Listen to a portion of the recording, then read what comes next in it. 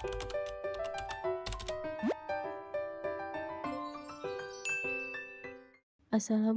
warahmatullahi wabarakatuh. Perkenalkan, nama saya Denisa Salsa Nadila Rahma dengan NPM 10 12 13 05. Di sini saya akan menjelaskan sedikit tentang Mahabbatullah dan Ma'iyatullah. Yang pertama ada Mahabbatullah. Mahaba artinya cinta. Hal ini mengandung maksud cinta kepada Allah. Mahabbah yang sejati sebenarnya terwujud ketika seorang manusia bertawajuh dengan segenap dirinya kepada Allah Subhanahu wa Ta'ala yang dicintainya, yang disertai dengan pengetahuan tentangnya dan keterlepasan dari segala keinginan dan tuntunan lain. Itulah sebabnya seorang yang dapat anugerah yang satu ini akan melewatkan setiap waktunya dengan perhatian baru terhadap sang kekasih. Kemudian ada hakikat cinta. Satu, cinta yang mengikuti syariat dasarnya iman. Cinta menjadi salah satu hal penting dalam Islam. Dengannya, orang akan mempunyai nilai keimanan yang lebih di sisi Tuhan, seolah cinta menjadi kewajiban secara tersirat yang hanya dirasakan oleh orang-orang yang sudah mempunyai keimanan secara mantap. Kemudian ada cinta yang tidak mengikuti syariat dasarnya syahwat. Menurut Imam Al-Ghazali, tidak ada yang berhak untuk dicintai kecuali Allah Subhanahu wa Ta'ala. Dua, ciri-ciri cinta, di mana selalu mengingat-ingat Allah, seperti dalam Quran Surat Al-Anfal ayat 2, yang artinya sesungguhnya orang-orang yang beriman adalah mereka yang apabila disebut nama Allah, gemetar hatinya, dan apabila dibacakan ayat-ayatnya kepada mereka, bertambah kuat imannya, dan hanya kepada Tuhan merekalah mereka bertawakal. Kemudian ada mengagumi, seperti dalam Quran Surat Al-Fatihah ayat 1, yang artinya dengan nama Allah yang Maha Pengasih lagi Maha Penyayang. Kemudian ada ridho atau rela dalam Quran Surat At-Taubah ayat 61, yang artinya ada di antara mereka ada orang-orang yang menyakiti Nabi Muhammad dan mengatakan, Nabi mempercayai semua apa yang didengarnya. Katakanlah, dia mempercayai semua yang baik bagi kamu. Dia beriman kepada Allah, mempercayai orang-orang mukmin, dan menjadi rahmat bagi orang-orang yang beriman di antara kamu, dan orang-orang yang menyakiti Rasulullah akan mendapatkan azab yang pedih. Kemudian ada siap berkorban, seperti dalam Quran Surat Al-Baqarah ayat 207, yang artinya, dan di antara manusia ada orang yang mengorbankan dirinya untuk mencari keridhaan Allah, dan Allah Maha Penyantun kepada hamba-hambanya. Kemudian ada takut dan mengharap, seperti dalam Quran Surat Al-Anbiya ayat 90, yang artinya, maka kami kabulkan doanya, dan kami anugerahkan kepadanya Yahya, dan kami jadikan istrinya dapat mengandung. Sungguh mereka selalu bersegera dalam mengejar kebaikan, dan mereka berdoa kepada kami dengan penuh harap dan cemas, dan mereka orang-orang yang khusyuk kepada kami. Dan yang terakhir ada mentaati, seperti dalam Quran Surat An-Nisa ayat 80, yang artinya barang siapa mentaati Rasul, maka sesungguhnya dia telah mentaati Allah, dan barang siapa yang berpaling dari ketaatan itu, maka ketahuilah kami tidak akan mengutusmu Muhammad untuk menjadi pemelihara mereka. Kemudian yang ketiga ada tingkatan cinta, di antaranya ada tingkatan tatayung. Tingkatan ini ialah tingkatan tertinggi dalam mencintai dan hanya hak Allah semata.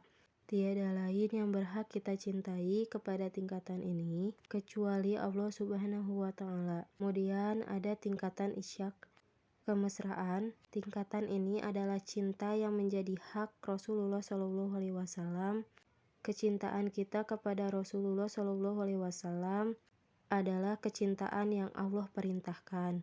Kemudian ada tingkatan syauq atau kerinduan, adalah cinta antara satu mukmin dengan mukmin lainnya, namun lebih dekat secara kekeluargaan. Kemudian ada tingkatan sababahah atau tingkatan empati, adalah cinta sesama muslim dalam lingkup yang lebih luas. Kemudian ada tingkatan atof, simpati.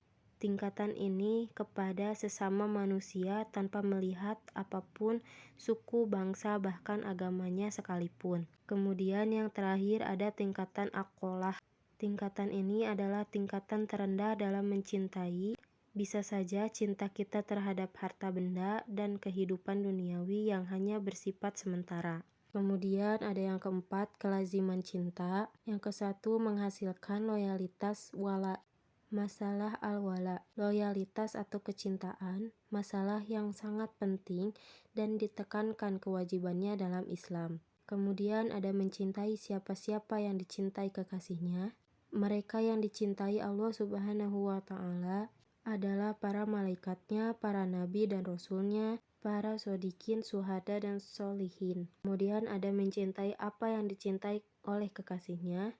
Mencintai apa dan siapapun yang dicintai oleh konteks cinta kepada Allah Subhanahu wa Ta'ala tidak terlepas dari kalimat tauhid. Kemudian kelima ada melepaskan diri atau baro. Membenci siapa saja yang dibenci kekasihnya. Dalam konteks cinta kepada Allah, kebencian mukmin ditunjukkan kepada siapa saja yang tidak berpihak kepada Allah, yaitu iblis dan syaiton. Kemudian ada membenci apa saja yang dibenci kekasihnya. Dalam konteks cinta kepada Allah, seorang mukmin harus membenci apa yang dibenci oleh Allah berupa kemungkaran, kemaksiatan, kezaliman, kefasikan, kemunafikan, dusta, kebodohan, kesesatan, kemusyrikan, dan kerusakan-kerusakan lainnya. Yang kedua ada ma'iyatullah, kesetaraan Allah. Kata ma'iyah berasal dari kata ma'a yang artinya bersama. Ma'iyatullah berarti kesetaraan Allah. Jika kita perhatikan dalam Al-Quran, ada dua bentuk ma'iyatullah dalam kehidupan manusia. Yang pertama bersifat umum dan yang kedua bersifat khusus.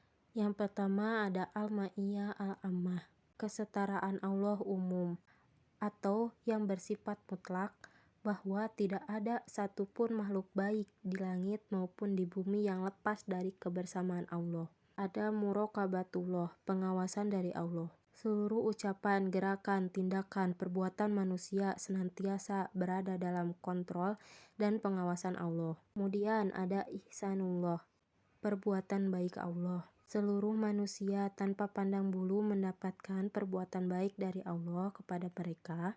Bumi diciptakan Allah untuk dimanfaatkan bagi seluruh manusia, baik mukmin maupun kafir. Mukmin, pengawasan Allah. Muraqabatullah, merasa selalu dalam pengawasan Allah, berawal dari keyakinan bahwa Allah mengetahui semua perbuatan manusia, baik yang dilakukan secara sembunyi-sembunyi maupun terang-terangan. Kebaikan Allah.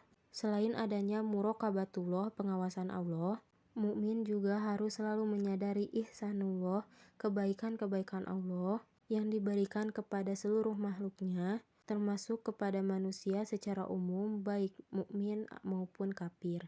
Seluruh manusia tanpa pandang bulu mendapatkan perbuatan baik dari Allah kepada mereka.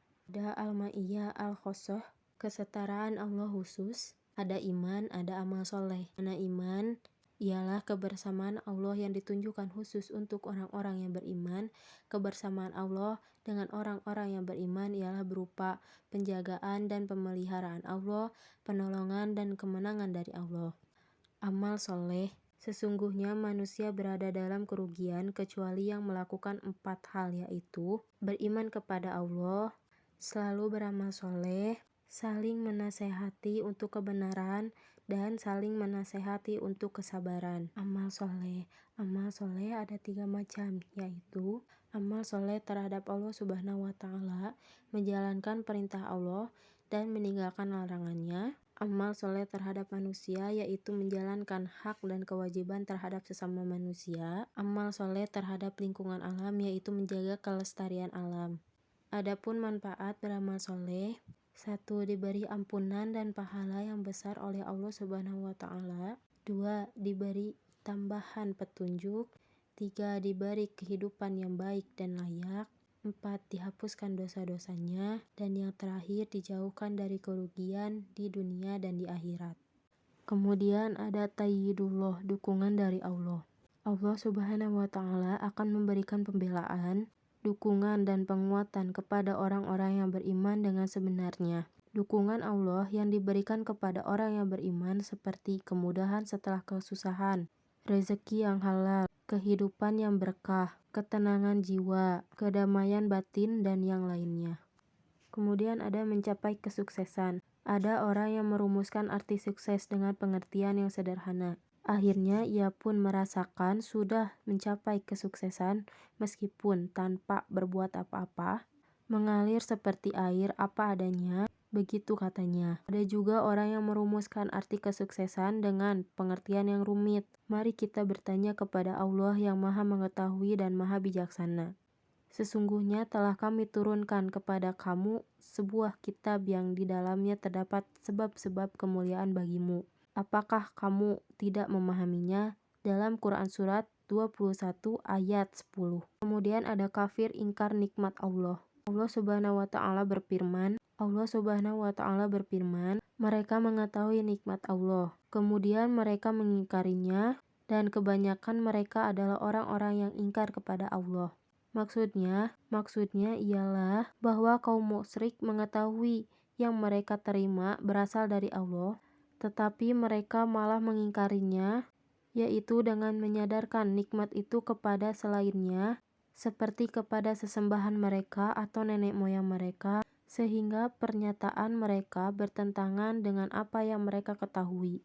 Kemudian ada lalai. Allah Subhanahu wa Ta'ala berfirman, dan sesungguhnya kami jadikan untuk isi neraka jahanam kebanyakan dari jin dan manusia.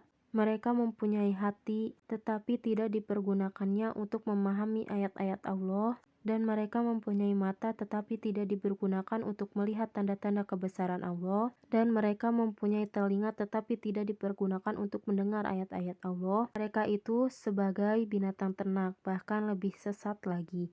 Mereka itulah orang-orang yang lalai. Dalam Quran Surat Al-A'raf ayat 179.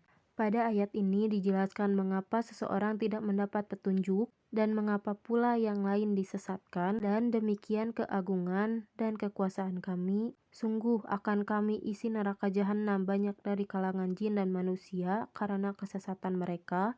Hal itu karena mereka memiliki hati tetapi tidak dipergunakan untuk memahami ayat-ayat Allah, dan mereka memiliki mata tetapi tidak dipergunakannya untuk melihat tanda-tanda kekuasaan Allah, dan mereka mempunyai telinga tetapi tidak dipergunakan untuk mendengarkan ayat-ayat Allah.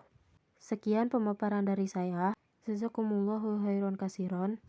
Wassalamualaikum warahmatullahi wabarakatuh.